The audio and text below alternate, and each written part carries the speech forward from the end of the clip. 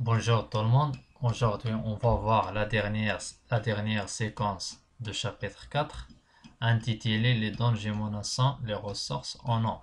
Donc, premièrement, quel gaspille de gaspillage de l'eau. Donc, l'activité, on va proposer des solutions permettant de réduire la quantité d'eau consommée à la maison. Donc, voilà un tableau qui montre la consommation moyenne d'eau douce en milieu urbain par maison et par jour. Donc l'augmentation rapide de la population de la consommation excessive d'eau dans les zones industrielles et agricoles et l'amélioration de la qualité de vie ont conduit à une augmentation rapide des besoins d'eau potable des individus, des groupes, car la demande a quadruplé pendant 30 ans. Donc la demande en eau dans le milieu urbain a multiplié 4 fois pendant 30 ans. Donc ici on voit dans la cuisine, par exemple lave-linge, la consommation d'eau peut être 100 litres par jour, lave-vaisselle 40 litres par jour, vaisselle à la main de 8 à 20 litres par jour. Et dans les toilettes, chasse d'eau de 7 à 10 litres par jour et aussi une chasse d'eau qui fouille égale 1000 litres par jour.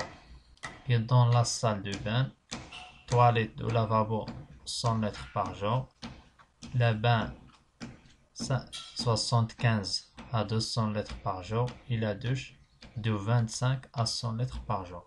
Et aussi l'observation, une robinet qui goutte correspond à 100 litres par jour, un filet d'eau 500 à 1000 litres par jour. Donc ici on va proposer quelques solutions. Donc pour diminuer le gaspillage de l'eau ou bien pour diminuer la consommation d'eau dans le milieu urbain, il faut éviter les fuites d'eau, diminuer la quantité d'eau utilisée lors du bain et de la douche, et aussi utiliser des machines à laver, lave-vaisselle consommant peu d'eau. Maintenant, on va aborder deuxième chapitre, source de la pollution des eaux. Donc ici, l'activité, on va relever les sources de pollution des eaux à partir des documents proposés ou bien des images proposées. Donc le document 3, ici on observe l'élimination des déchets ménagers. Ici il y a les déchets ménagers organiques, aussi on observe des plastiques. Document 4 montre un homme qui utilise les pesticides sur champ de culture.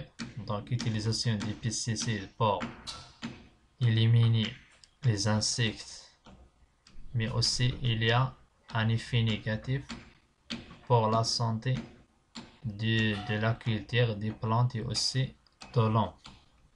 Ce document 5 montre le rejet des déchets directement dans les eaux danoises. Donc ici on observe le rejet directement des déchets du milieu urbain dans un oued. Ça provoque un effet négatif sur la santé des animaux marins qui vivent dans cette rivière. Donc la réponse, les sources de pollution des eaux. Donc parmi les sources de pollution des eaux, on a le rejet des eaux isées riches en matière organique dans la nature, utilisation des produits chimiques à base d'insecticides et de pesticides dans le domaine agricole, et aussi le marée noire qui provient des accidents de navires porteurs des hydrocarbures.